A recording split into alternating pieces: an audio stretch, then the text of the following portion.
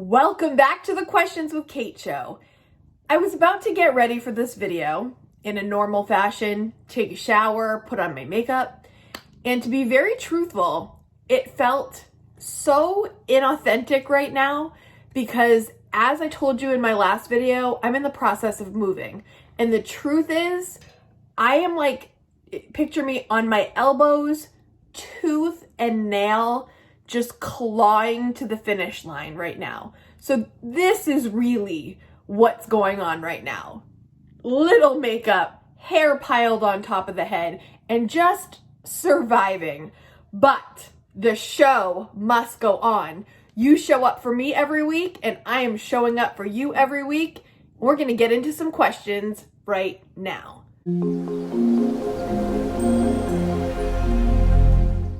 The question of the week comes from Isabella in Sydney, Australia. How do we stay consistent on our journey? I find I struggle with staying frugal and seeing the success of that. And then suddenly, out of the blue, decide to give in to an untimely and undeserving yet splurge and not even look at the prices of things I'm buying, only to deplete my account again. So it's like a yo-yo. The account goes up, then it goes down, then it goes up, and then down. How do you, Kate, stay the course, stay consistent, and stay focused? Can you share how you think daily, Kate? For example, when you wake up, what is your most frugal thought that keeps you on track throughout the day? Example, you're motivated, on track, and then suddenly you're at the shopping center, Target, or other tempting shop, and temptation puts that heavy pressure on you. How do you, in your mind, not spend? Thanks, Kate. Love your channel and love you tons. XOX, Isabella, Sydney, Australia. Love you too, girl. How do we stay consistent on our frugal journey? It can be challenging at times, right? I'm going to share a few of my strategies on how I stay on track. At this time, I'd like to invite you into my brain for the day. Welcome, welcome. Have a seat. Grab a cup of coffee. The first thing that I do is I follow Kate's Creed. If you've never seen my Eyes on the Prize video, I will leave that down in the description below for you to check out. I have a personal creed that I follow that helps me stay focused and narrow down what my priorities are financially. And not just financially, but in life. Kate's Creed is the following. I do not participate in things that do not enrich my son, my savings, or my soul. My 3 S's. I do not participate in things that do not enrich/enhance, make better for my son, for my bank account, my savings, or my soul. If it doesn't make me feel good inside, it doesn't make, my spiritual life, my inner life better, then I'm not doing it. I always like to give credit where credit's due, and the first time I heard of this kind of concept was on the channel Michelle B. And if you watch my Eyes on the Prize video, you'll see down in my description, I link to her channel because she is the one that made a video about personal policies. And I kind of evolved that for myself, just as I would hope you all will adapt, even if you like my idea of having your own personal creed, make it what works for you and what your priorities are. If it's the same as mine, take mine. But if it's something else and you have other things in mind, adjust it to what will aim your focus at what is most important to you and the thing that you want the most. Aim it at that priority or those priorities so that you are focusing and you are directing all your time, energy, money on what you actually want, not what other people want. This is all about you. And if you take that time to kind of narrow down what's important and put that policy or creed, however you want to describe it, in place, it will always bring you back to what's most important. So Isabella, I hope that helps with like the big picture, but let's narrow it down. You were saying like when my eyes open in the morning, what am I thinking about? Okay, this is the other huge thing that I think has to happen when you're trying to focus. And this, I don't know if I've talked about this before. And in general, I wouldn't recommend you go on autopilot in life and missing out on proverbially smelling the roses and being present and all that stuff. However, when it comes to saving money and not going off the path, not taking that train and running it off the tracks, I kind of go on autopilot. And let me give you some very specific examples. Like in the morning, would I like to drive through Starbucks and get my iced vanilla chai latte and my bacon, egg, and Gouda sandwich? Yes, that would be my number one choice. But right now, it's really easier for me because I'm in the process of buying a house. So I have to say to myself, what do I want more? Starbucks or my house? And the answer is clearly my house. So what do we do instead? You go on autopilot. And by that, I mean, you know you're not going to Starbucks in the morning. You know you're not going to Dunkin'. You know you're not going out to lunch. Instead, when your eyes open, you can think, homemade coffee I can make right in my home. If coffee is your thing, coffee is definitely a thing for me. You're making your own coffee at home. You're spending, $5 on a big bag of coffee instead of spending $5 on one cup.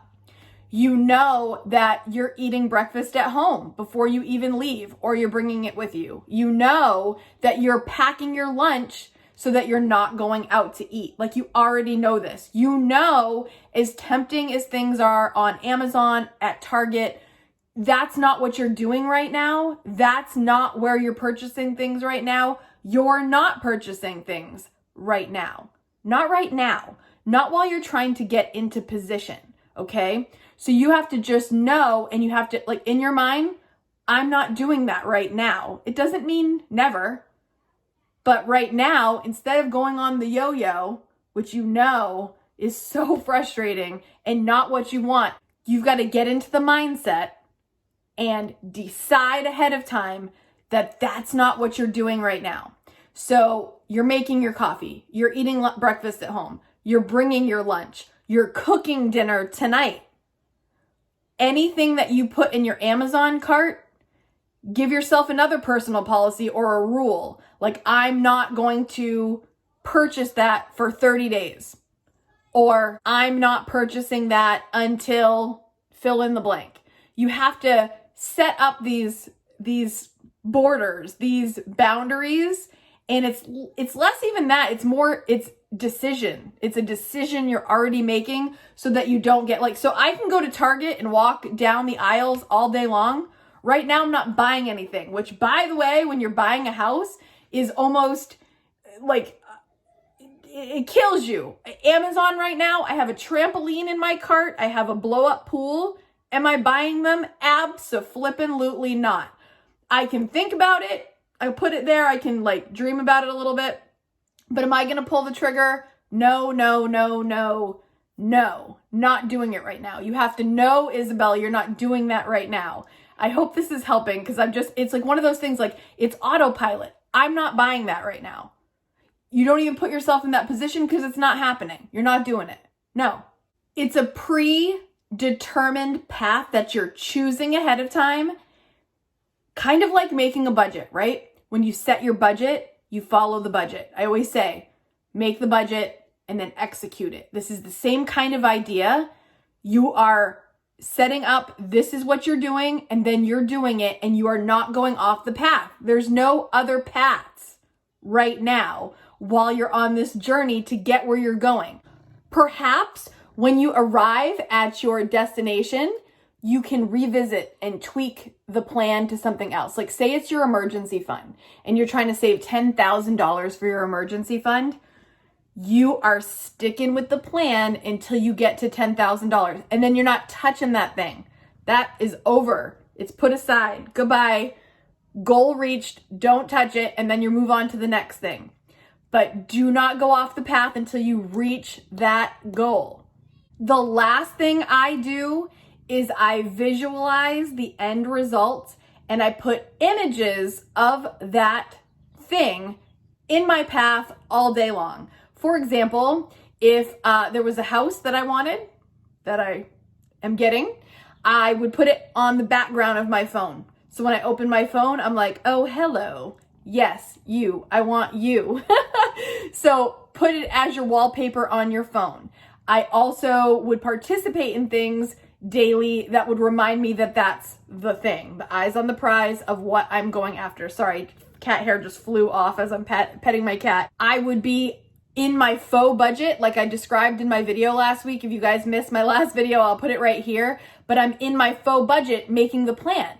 Okay, so if I don't spend $200 at Target on crap I don't need, I'm going to be able to put $200 into this fund. I'm going to be able to put $200 toward a new table for the kitchen. Or if I don't spend this here, I'm going to put it here. So like I was immersed in the goal and the end results all the time, daily. Find ways to put the thing that you want the most into your daily routine so it's not forgotten. In fact, it's in the forefront of your brain, in your mind, every day, all day long. So in summary, you want to have a focused personal creed. If that is helpful to you, it's definitely helpful to me.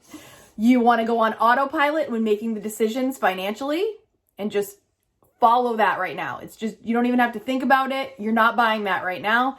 And lastly, images of what is the most helpful to you to keep your eyes on the prize.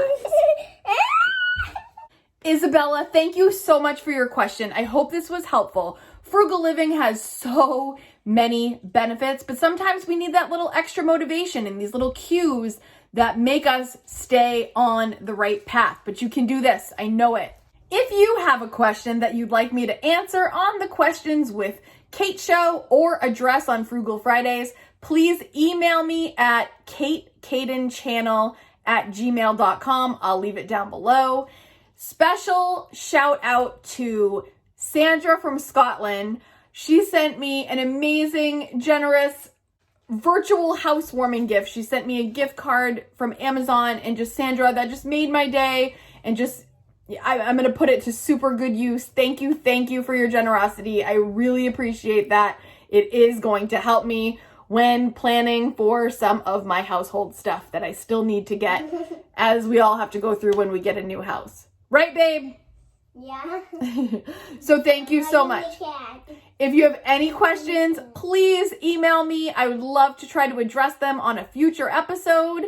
Thank you so much, everybody. Have a great day and a great week. I will see you Friday. Oh, this could be either the last video or second to last video in this house. I'm not sure.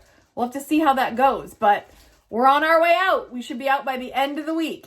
And just thank you again for all your support and all your excitement, because we are so excited. Bye, guys.